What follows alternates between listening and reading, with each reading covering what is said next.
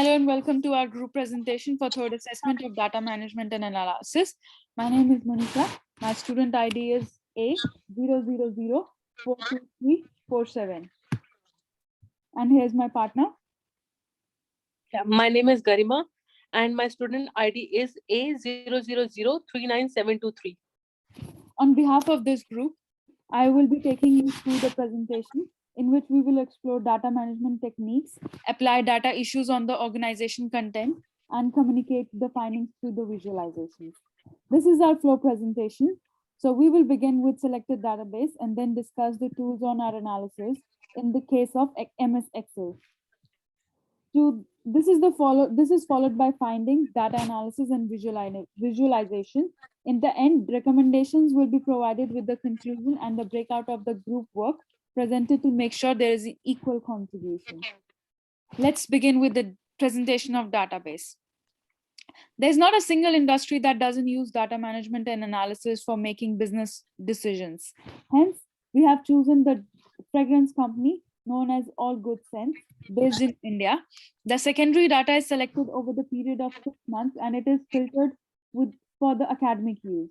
The company makes the profit of 25%, which is dropped by 15% in case of discounted sales. As the intent to understand the complementary technology framework and techniques that can benefit the company.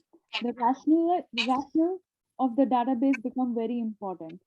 It can help company in making strategic choices, deciding on customer acquisition or retentions. Besides this, emphasis is also on finding churn rate, as low churn rate leads to the happier customer, large margins, and higher profit. This leads to all marketing activities that company can conduct for attracting customers. As we studied in module 5, it is very important to understand the issue of the data, as it may be reduce the quality but also business consequences. One of the issues was data redundancy. Moreover, the data is inconsistent and poorly defined, like on the tab 1. It is mentioned at that customer accept marketing or not, and the outcome of the choices is not properly defined. Further, there is an issue in the structure that makes it difficult to sort data for multiple purchases.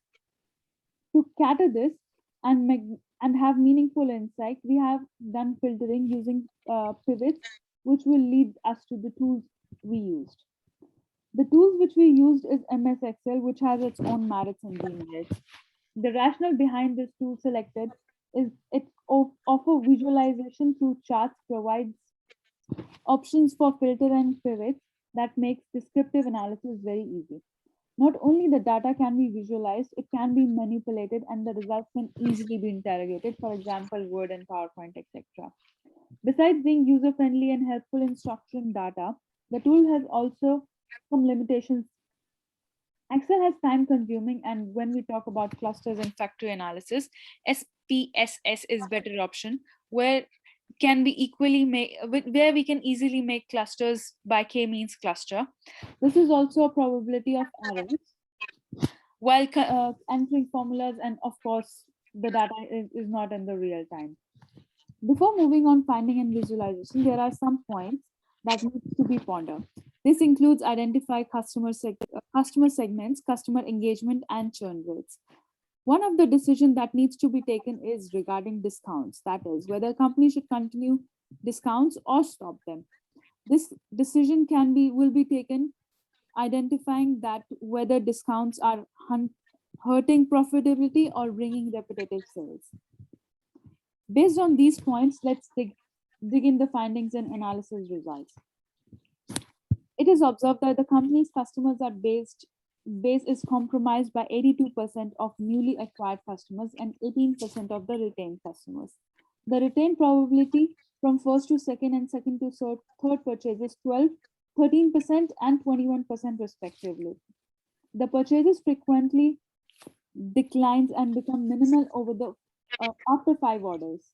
Around 60% of the company's sales comes from the new customers and rest from the retained customers over the lifetime of the company. While referring to the historical trends, the discount usage is of existing customers, very high discounts were offered by the company and were availed by the customers in the month of June. Discounts offering were probably reduced in the subsequent months for the fewest discount orders are observed. Company trending towards the building brand's reputation by reducing its discount offering in future. Customers increasingly avail discounts over time, contributing to increase in monetarily and volumetrically sales. Most of the discounts were offered in the month of December due to Christmas and New Year's occasion. These offered were multiple products and result in the boost in the sales in December. Now my friend will continue. After all these findings, the customers are broadly categorized as new customers and retained customers. These customers can be acquired through either discount offerings or by regular purchase over website. Therefore, there are two segments of new customers, namely attracted newcomer and willing newcomer. Based on first example of discounted purchase or otherwise retained customer can be further segmented into 6 categories. Next, highest percent of sales revenue, that is 61%, comes from never used risk segment. The customer segment split with discount and discount leverager significantly contribute towards top line, that is 29%, but are heavy users of discounts for their purchases, which is 70% despite making first purchase without discounts. Discount hunter contributes low percentage of revenue, which is 3%, and have significant discount usage, which is 15%. Next, never used discount segment usually stays longer, making incremental purchases and are not discount aware or discount conscious. Discount hunter segment has one of the highest churn rate. They usually last till second purchase and then fade away. Next, spoiled with discount segment has highest churn rate and usually fades away after third purchase. They are heavy users of discounts and contributes to top line significantly. Discount leverager have the lowest churn rate and stays longest. They significantly contribute to top line. Most of those converted at least make two additional purchases and churn gradually towards fifth purchase. Possibility of them churning without discount is very low. Next, attracted and committed usually last till third purchase before fading away. They contribute to low top line and will stay if discounts are not offered. Attracted and known hunter are smallest percentage in terms of numbers and value contribution to the top line. They usually make at least two additional purchases before fading away. Usually would stay even if discount not offered. Next, removal of discount will not impact purchase behavior or never use discount and attracted and committed, and there will be no change in profitability of the company. For discount leverage and attracted and note hunter, the removal of discount will increase company's profit with collective value of 1,86,952. On the other hand, there will be a collective loss of 2,94,394 from discount hunters and exploit with discount if discount is not removed. Let's talk about conclusion, recommendations, and limitations. There is net loss of 1,07,441 on discount removal, hence discounts should not be removed. Discount leveragers contribute most as they have lowest churn. Some of the limitations are that behavior of new customer cannot be predicted as analysis is based on historic data. Further, psychographics and demographics cannot be determined through this data set. Next, it is recommended that companies should continue discounts as it means of customer acquisition. There is a provision for other analysis like data mining and CLV to know how much profitable a customer is over its lifetime. Other tools like JSP, JAMOVI, Google Data Studio, Deploy, Qlik, and Power BI can also be used for deeper analysis. To ensure equal contribution, we have divided activities equally.